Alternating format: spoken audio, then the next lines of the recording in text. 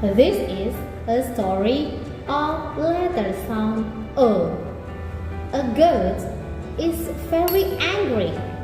The birds and squirrel in the oak tree are stealing his oats. He beats the oak tree hard and crashes. The tree falls on the goat.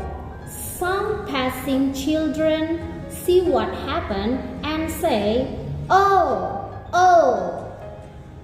They run to the farmer who frees the goats. This is the action of letter sound O. You can hold your cheeks and say O, O, O. And the sound of letter sound O is.